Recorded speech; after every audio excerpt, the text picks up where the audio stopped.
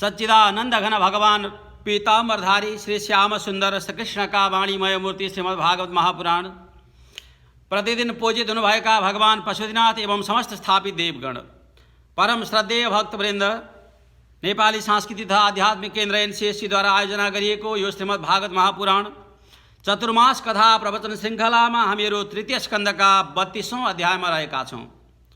आजबाट पितृपक्ष प्रारम्भ भएको सोह्र श्राद्धको आज प्रथम प्रतिपदा तिथि श्राद्ध सम्पन्न भएको छ। भोलि द्वितीया तिथि।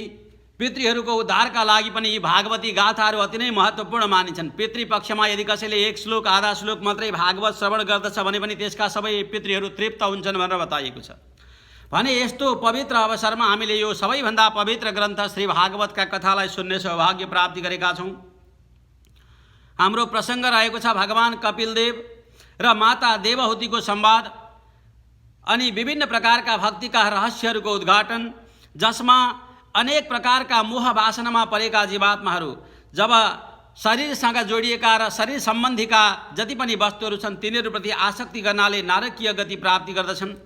नरकमा गएका जीवात्मा अनेक समयसम्म दुःख पीडालाई भोगेर पनि संसारमा जन्म लिन आउँदा फेरि दुःख प्राप्ति हुने ठाउँमै जन्म लिन्छन्। तसर्थ जबसम्म सञ्चित खातामा पुण्यरूपी फल बचत भएर बस्दैन तबसम्म जीवात्माले स्वर्गीय आनन्दलाई प्राप्ति गर्न सक्दैन र जबसम्म अविच्छिन्न भगवानको भक्तिद्वारा चाहिँ ईश्वरलाई प्रसन्न गराउने मार्गमा जीवात्मा प्रवेश गर्दैन तबसम्म उसको मोक्ष प्राप्ति पनि हुन्न। यसका लागि चाहिँ अनेक प्रकारका जन्म जन्मान्तरमा जीवात्माहरू जबसम्म मोक्ष प्राप्ति हुन्न तबसम्म भाउतारी रहन्छन्। 84 लाख जन्महरूमध्ये कहिले पशुका जन्ममा, कहिले पंक्षीका जन्ममा, चराचुरुङ्गीका जन्ममा, अनेक प्रकारका जलचरका जन्ममा अनि स्थलचर जीवहरूका जन्ममा, लताहरूका, वृक्षहरूका, पहाड पर्वत, नदी नाला, ढुङ्गा माटो यी सारा जीवात्माका कुनै न कुनै प्रकारका जन्म रहन्छन् र त्यस्ता त्यस्ता जन्ममा भड्किएर आखिरीमा जब पाप पुण्य बराबर हुन्छ बल्ल भगवानले कृपा गरेर मानव जन्म दिइबक्सन्छ। भने त्यसरी गर्भमा आएका जीवात्माको गर्भको वृद्धि र विकास क्रमलाई हामीले श्रवण गऱ्यौँ। जब माताका गर्भमा जीवात्मा प्रवेश गर्दछ 9 महिना पुरा हुन्जेलसम्म माताका गर्भमा बालक बस्दछ। भने यस्ता प्रकारले जब माताका गर्भमा प्रवेश गरेको जीवात्मा हुन्छ क्रमशः 3 महिनादेखि उसका लिङ्गहरू इन्द्रियहरू छुटिएर जान्छन्। 4 महिनामा सप्त धातुहरू, 5 महिनामा भोक प्यास आदि र 6 महिनादेखि माताका गर्भमा दायाँ भागमा बसेको हुन्छ झिल्लीमा बेरिएर र उसले ज्ञान आर्जन गर्दछ। ईश्वरलाई समेत साक्षात्कार गरेको हुन्छ गर्भमा बसेका बालकले र गर्भबाटै उसले भगवानको स्तुतिगान गर्दछ र भगवान म संसार रूपी यो माया मोहले युक्त भएका ठाउँमा पुनः काम क्रोध लोभमा फस्नका लागि बरु जन्मै लिन चाहन्न, मलाई गर्भबाटै उद्धार गरिबक्सियोस् भनेर यस्ता प्रकारले भगवानसँग शरणागति स्वीकार गरेको हुन्छ। तर गर्भबाट कुनै जीवात्माको पनि मोक्ष नहुने हुनाले गर्भबाटै पार लगाउने कुनै प्रकारको विधान नभएको हुनाले भगवानले मातालाई प्रसव वेदना लगाएर संसारमा अवतरण गराइदिबक्सन्छ। जब बालकको जन्म हुन्छ गर्भमा आएका सबै ज्ञानहरू विस्मृति हुन्छन् अनि ऊ रुन लाग्दछ अनि उसका क्रमशः शैशव अवस्था, पुनः बाल्य अवस्था, पौगण्ड अवस्था, त्यस्तै प्रकारले यौवन अवस्था, वार्धक्य अवस्था, अति वार्धक्य अवस्था, वृद्धावस्था र मृत्यु अवस्था यी सारा अवस्थालाई पुनः उसले पार लगाउनु पर्दछ। अनि हरेक अवस्थामा उसले गर्नुपर्ने कर्तव्यहरू पुरा गर्न नसकेको हुनाले पुनः फेरि संसारका मोह वासनामा बाँधिएको जीवात्मा नारकीय गति भोग्दछ। तसर्थ जो मोक्ष चाहने जीवात्माहरू हुन्छन् उनीहरूले संसारबाट मैले भोलि यो शरीरलाई छोडेर जानु छ भन्ने कुरालाई सदैव स्मरण गर्दै कुनै प्रकारका सांसारिक वासनाहरूप्रति मोहित नभइकन परमात्माका दिव्य स्वरूपको ध्यान गरेर आफूलाई वैराग्य मार्गमा प्रवेश गराउनु पर्दछ भनेर भगवान कपिलदेवले माता देवहूतिलाई यो रहस्यका कुराहरू उपदेश गर्दै बक्सन्छ। यसै प्रसङ्गमा आजको अध्यायमा भगवानले बताइबक्सेको छ सत्कर्म गर्ने जीवात्माहरू नरक जाँदैनन्। यहाँ चाहिँ डरलाग्दा नरकहरूको गतिको वर्णन गरियो। नरकमा गएर यत्रो 84 लाख जन्ममा पर्दछन्, फस्दछन्, अनेक पीडाहरू भोग्दछन् भन्यो।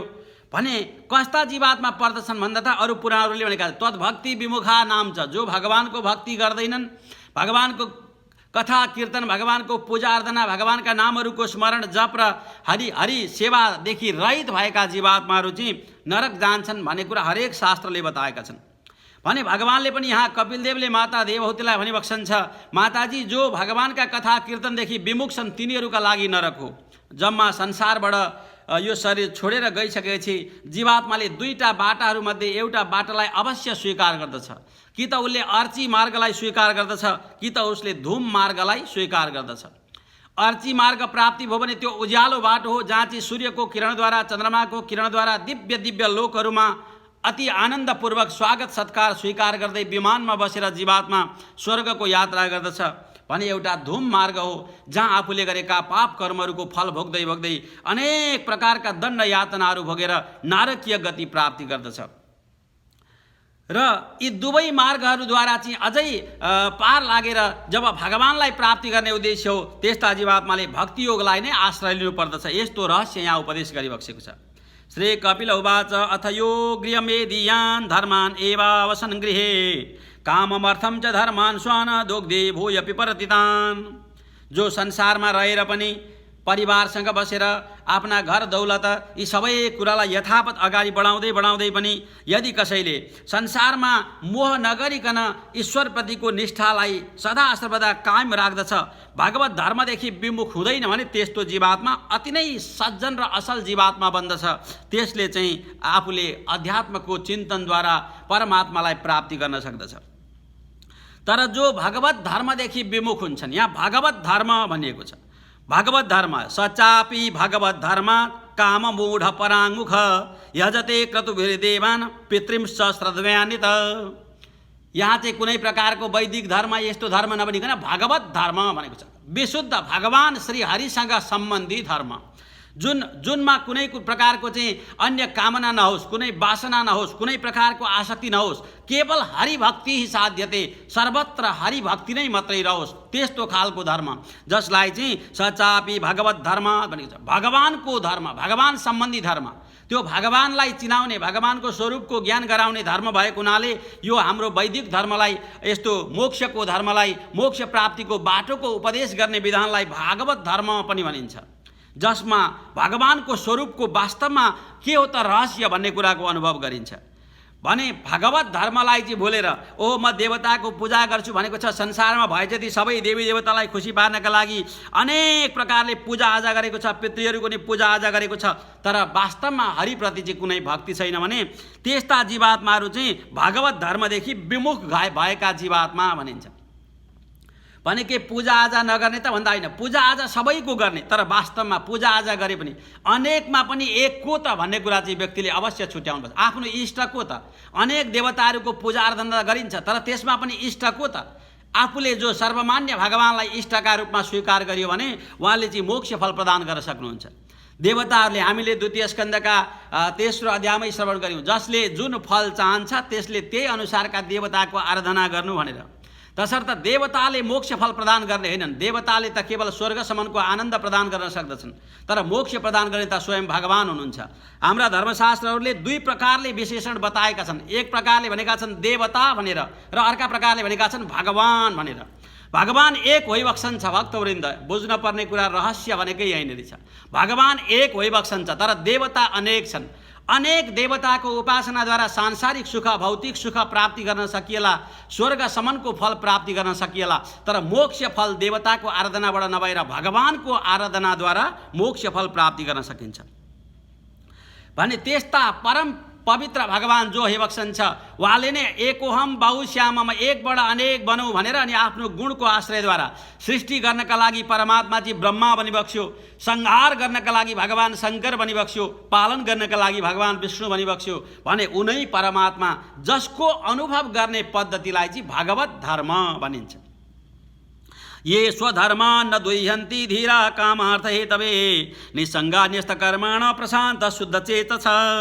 अगाडि गएर भगवानले बताइबक्स्यो, हे माताजी, जो विवेकी जन रहेका छन्, जो चाहिँ स्वधर्मको पालन गर्दछन्, धर्मको रहस्यलाई बुझ्दछन्, अनि त्यस पछाडि भगवानप्रति अखण्ड प्रेम र श्रद्धा गर्दछन्।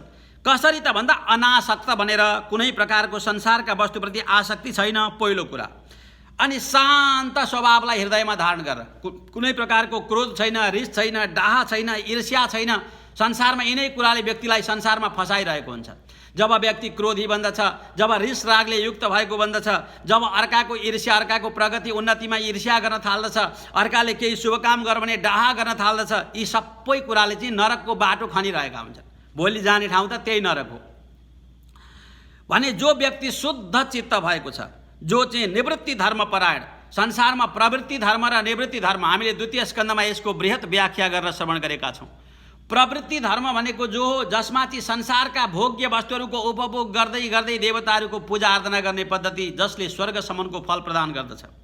र निवृत्ति धर्म भनेको यस्तो जसले संसारका वस्तुहरूलाई केवल चाहिँ उपभोग गर्ने एउटा जीविकोपार्जनको साधन मात्रै बनाएर साध्य भनेको चाहिँ भगवान होइबक्सन छ, उहाँको प्रसन्नताका लागि मैले कर्म गर्नुपर्दछ भनेर सधैँभरि ईश्वर परक बनेर कर्म गर्ने यो निवृत्ति धर्म।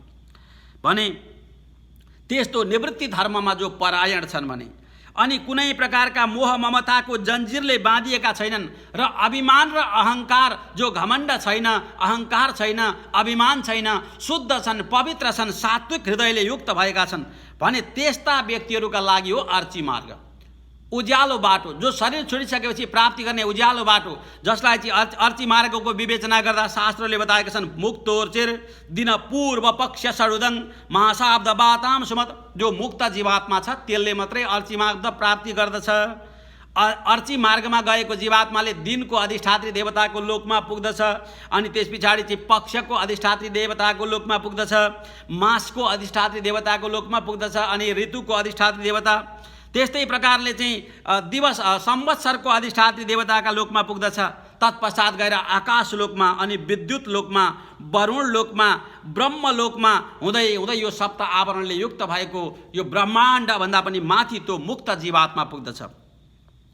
अनि त्यहाँबाट जहाँ विरजा नाम गरेको कुनै विरजा, जसमा कुनै रजा भनेको चाहिँ कुभाव भन्ने छैन, रजोवृत्ति छैन, आसक्ति वृत्ति छैन, पवित्रतै पवित्रताले भरिएको त्यस्तो जो विरजा नाम गरेको दिव्य गङ्गा रहेकी छिन्, नदी रहेकी छिन्, त्यसमा स्नान गर्ने बित्तिकै त्यो मुक्तिको बाटोमा हिँडेको जीवात्माले शुद्ध स्वरूप, चतुर्भुज स्वरूप, भगवानकै जस्तो स्वरूप प्राप्ति गर्दछ। र श्री वैकुण्ठ मुपेत्य नित्य जडमं तस्मिन् परब्रह्मण सायुज्यम समवाप्य नन्ददीप समम तेनैव धन्यः पुमान्। त्यस्तो नित्य वैकुण्ठ जो सदा सर्वदा चाहिँ रहिरहने वैकुण्ठ विहिता कुण्ठ यस्मिन्, जसमा पुगिसकेपछि कुनै पीडा छैन, कुनै कष्ट छैन, कुनै बुढ्याइ छैन, रोग छैन, कुनै प्रकारका विपत्ति आपत्ति छैन, भोग प्यास छैन, कुनै प्रकारका ईर्ष्याहरू छैन, त्यस्तो सदा सर्वदा नित्य यौवन अवस्था प्राप्ति गरेर आनन्दपूर्वक हरिको सेवा गरेर बस्न पाइने त्यस्तो पवित्र लोक जसलाई वैकुण्ठ भनेर बताइएको छ। भने त्यस्तो वैकुण्ठमा गएर भगवानको सायुज्यता भनेको अति नै नजिक बस्न पाउने सौभाग्य त्यो मुक्त जीवात्माले प्राप्ति गर्दछ। को त मुक्त जीवात्मा, कसरी मुक्ति जीवात्मा हुन्छ भन्दा हामीले भर्खरै श्रवण गर्यौँ, जो चाहिँ शुद्ध चित्त छ, प्रशान्त छ, अनासक्त छ, निवृत्ति परायण छ, ममता रहित छ, अहङ्कार शून्य छ, घमण्ड छैन, स्वधर्मलाई सधैँ पालन गर्दछ, सत्वगुणले युक्त भएको छ, सात्विक आहार विहार भएको छ, र जो विवेकी जन छ त्यस्ता, अनि त्यति सबै कुरा भएर पनि भागवत धर्म परायण छ भने त्यस्ताका लागि चाहिँ यो अर्ची मार्ग प्राप्ति हुन्छ। भगवान कपिलदेवले बताउनु भयो, हे माताजी, जसले अर्ची मार्गद्वारा यस्ता प्रकारले मोक्षको भागीदार बने उनीहरूको जीवन त धन्य भइहाल्यो। मान्छेको जीवन नै यसैका लागि भएको। तर यसका विपरीत व्यक्तिले कर्म त अनेक गर्दछ हो, दान गरेको छ, सत्कर्म गरेको छ, पूजा पाठ सारा भए जति देवताहरूका चाहिँ पछि दगुरेको छ। नेपालीमा उखान्छ नि, धेरैवटा नाउमा चाहिँ खुट्टा हाल्यो भने एकैचोटि समुद्रमा डुबिन्छ भने जुन नौकामा बस्ने हो एउटा नौकामा बस्न पर्दछ। भने यस्तै भक्ति गर्दाखेरि चाहिँ आफ्नो इष्टका रूपमा एक परमात्मालाई कसलाई मान्ने त? गणेशलाई मान्ने, ठिक छ, गणेशजीकै रूपमा देवतालाई चाहिँ गणेशलाई नै चाहिँ अखण्ड भावले, अनन्त भावले, नित्य भावले चाहिँ सेवा आराधना गर्ने, देवीलाई मान्ने देवीकै नित्य उपासना गर्ने, शिवलाई माने शिवकै उपासना, विष्णुलाई माने विष्णुकै उपासना, एक देवताको अनन्य भावले सेवा गर्नुपर्दछ। अनि अरू देवतालाई चाहिँ उसका अङ्गका रूपमा पूजा गर्नुपर्दछ। जस्ता प्रकारले यथा तरोरु मूल निषेचनेन हामीले पछि श्रवण गर्दछौँ। जसरी एउटा वृक्ष छ, वृक्षमा के हुन्छ त भन्दा अनन्त हाँगा बिगा हुन्छन्। एउटा वृक्षको मूल जरा हुन्छ, त्यसका जरा पनि अरू अनन्त हुन्छन्। ती सबैद्वारा एउटा सिंह वृक्ष बनेको हुन्छ। एउटा सिंह वृक्ष बन्नका लागि चाहिँ हरेक हाँगाको, हरेक जराको, हरेक पातको उति नै भूमिका रहेको हुन्छ। तर ती सबैका बावजुद पनि तलको जो मूल जरो हुन्छ, मूल जरोको भूमिका चाहिँ अझै विशिष्ट हुन्छ। अरू सबै जरा छन्, तर मूल जरोलाई चाहिँ काटिदियो भने त्यो वृक्ष 2-4 दिनमा आफै सुक्दछ र ढल्दछ। भने मूल जरो भनेको आफ्नो इष्ट हुनुपर्दछ।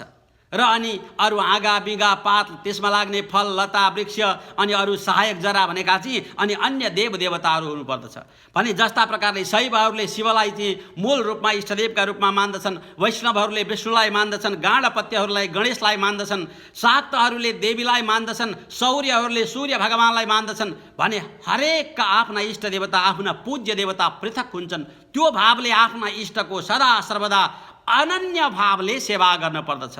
त्यो सेवा गर्नेवाला जीवात्माको चाहिँ अनि मोक्ष पद प्राप्ति हुन्छ। तर अब गुण कस्तो छ त्यसमा विशिष्टता रहन्छ। कुन गुणले युक्त भएको हामीले सात्विक गुणले युक्त भएका देवदेवताको उपासना गऱ्यौँ कि राजसी गुणले युक्त भएका देवदेवताको उपासना गऱ्यौँ कि अथवा तामसी गुणले युक्त भएका देवदेवताको उपासना गऱ्यौँ।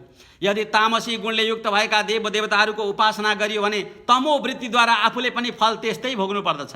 गीताले भनेको छ अधो गच्छन्ति तामसाः, तामसी जनहरू चाहिँ अधो गतिमा प्राप्ति हुन्छन्।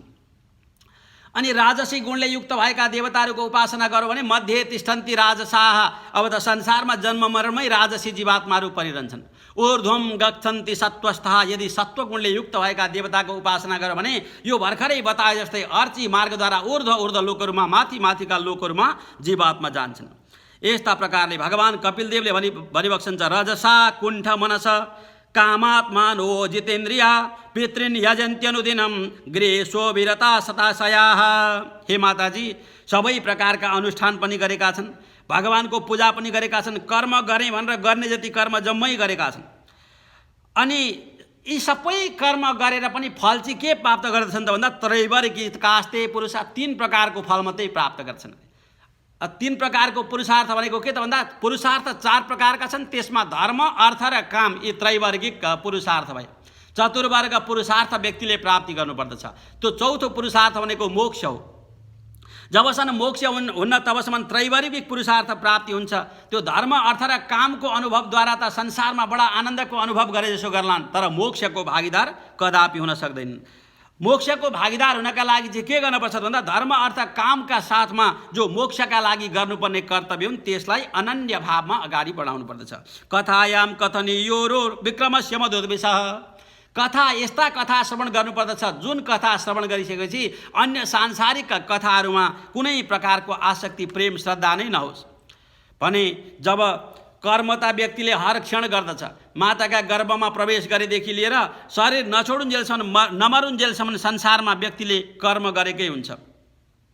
अब त सकाम कर्म गरेर यस्ता प्रकारले अनेक प्रकारका चाहिँ सांसारिक विषय वासनामा फस्नेहरू चाहिँ अनि धूम मार्ग प्राप्ति गर्दछन्। यहाँ अर्ची मार्गको विशेषता बताइसकेपछि अगाडि गएर हुन्छ धूम मार्ग, जसलाई चाहिँ नरकको मार्ग, धूम भनेको धुवाले रुमलिएको अंधकारले रुमलिएको त्यस्तो मार्ग जसलाई धूम मार्ग भनिन्छ, जसलाई नरकको मार्ग दक्षिण मार्ग पनि भनिन्छ, यमलोकको यात्रा पनि भनिन्छ। ततस्ते क्षीण सुकृता पुनर्लोकमिमंसते पतन्ति विवसादे वै सद्यो विभ्रंसितोदयाः।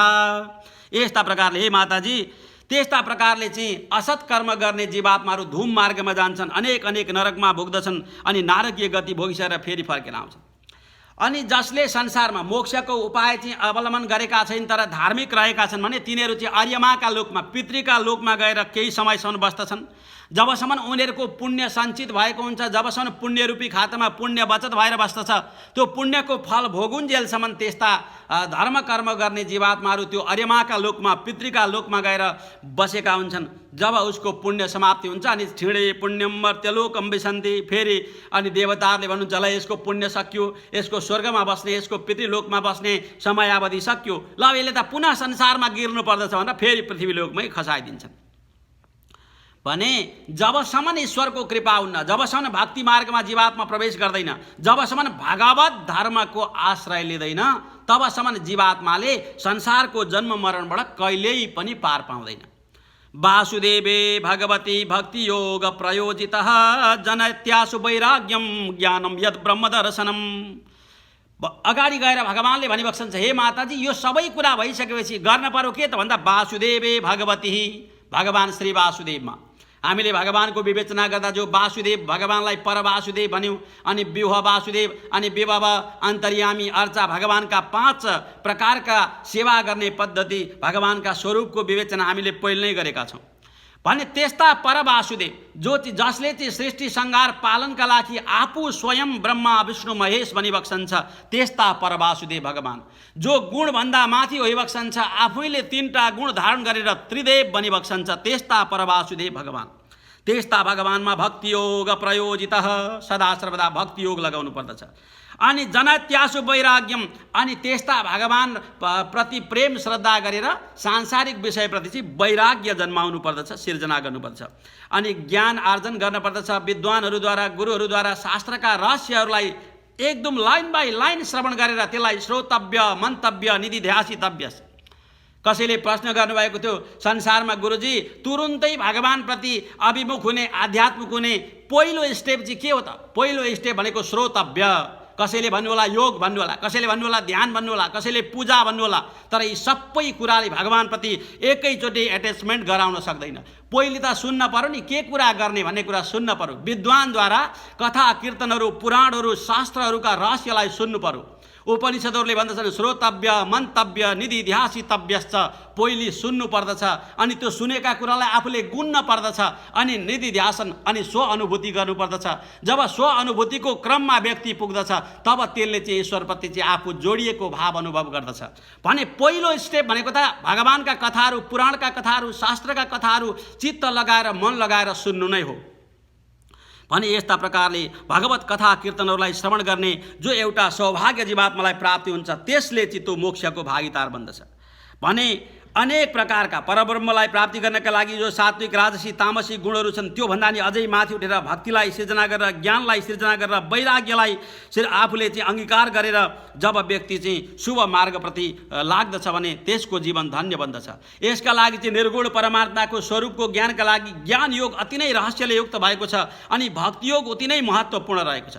भक्ति योग कहाँ छ भनेर चाहिँ हामीले गीतामा हेर्ने भने कर्मयोग ज्ञान योग र भक्ति योग हुन्छन्। भक्ति योगद्वारा अन्तिममा गएर भगवानले प्रपत्ति योग शरणागति योगको पनि व्याख्या गर्नुभएको छ। विद्वानहरू भाष्यकारहरूको भाष्यलाई हेर्ने हो भने ती कुरा पाइन्छन्। भने त्यस्ता रहस्यलाई हामीले बुझ्नु पर्दछ। अविद्याद्वारा सिर्जना भएको जो अनेक प्रकारको सांसारिक मोह वासना छ, त्यसलाई समाप्ति गर्नका लागि व्यक्तिले सदा सर्वदा आफू कटिबद्ध रहनु पर्दछ। यी सबै रहस्यलाई बताइसकेपछि अन्तिममा गएर आफ्नी माताजीलाई वचनबद्ध गराउनु छ। हे माताजी, यो कथा भनेको यो रहस्य भनेको श्रद्धानाय भक्ताय विनिताय न सूयवे भूतेषु कृतमैत्राय शुश्रूषा विरताय। यो रहस्य छ भक्तलाई मात्रै दिनु, यसको चाहिँ स्वीकार गर्ने यसको रहस्यलाई बुझ्न चाहनेलाई मात्रै दिनुपर्दछ है। न स्तब्धाय न भिन्नाय न धर्म ध्वजाय नैव धर्म ध्वजाय छ।